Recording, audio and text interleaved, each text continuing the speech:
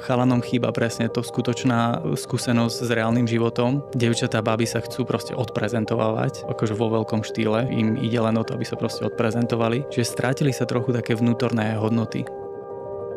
Duchovný život je len na to, aby si akože očiarkal veci, ktorými sa nemusíš trápiť. Takto ti to ubúda z toho života. Zrazu sa ti vyčistia tak veci, že ty si zrazu schopný vidieť, že do čoho vlastne mám púšťať tú energiu. Halucinácia je niečo úplne iné, lebo halucinácia je, že ty keď sa z toho stavu dostaneš, ty si ho síce pamätáš, ale on nemá akoby, bo neprenikne do tvojho života. Čiže tvoj život sa naďalej odvíja tak ako predtým, len si zažil nejakú halucináciu vplyvom nejakej cudzej látky. Ale toto je úplne niečo iné. Ty sa zobudíš a ty vieš, že tvoj život je úplne iný. Si v tichu, 4000 metrov nad morom, s nikým sa nemôžeš baviť, si tam sám so sebou, počuješ tie myšlienky a videl som ten reťazový efekt, že čo sa mi vlastne vytvára v živote na základe tohto myslenia. Pochopil som, že naozaj si tvorím sám tú realitu. Keby dobre nadúpaný vedec prišiel za takýmto šamanom, tak by ho to veľmi posunulo. Lebo my nepotrebujeme, aby sa oni držali neustále svojich dogmát a presadzovali si ich a hovorili nám, že všetko ostatné sú blbosti, že to nie je potvrdené, toto nám nepomáha ako ľudstvu.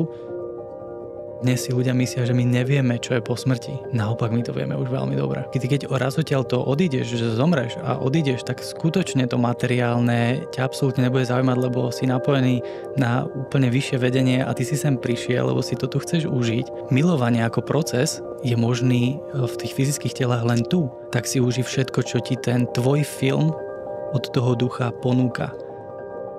Pokiaľ si tu v tomto tele, tak mi ver, že to ego veľmi potrebuješ, lebo ono je driver na to, aby si tu zvládal veci. Celkovo ego ani není problém. Problém sú tie mentálne konštrukty, ktoré ti ničia život.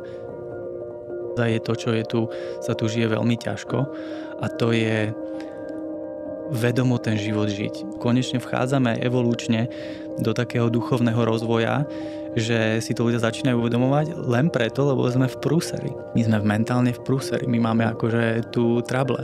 Nám sa to rozpadá, my nevieme ovládať tú myseľ, lebo nepoznáme sa dobre, svoj temperament a za druhé nevieme, čo to je byť v prítomnosti, čo to je byť vedomý v prítomnosti. A tam, keď sa to naučíš, tak máme neuveriteľný kľud a neuveriteľný pokoj. A teď už si myslím, že můžu položit tu otázku, o který jste mě oba odkláněli. Viděl jsi někdy zázrak?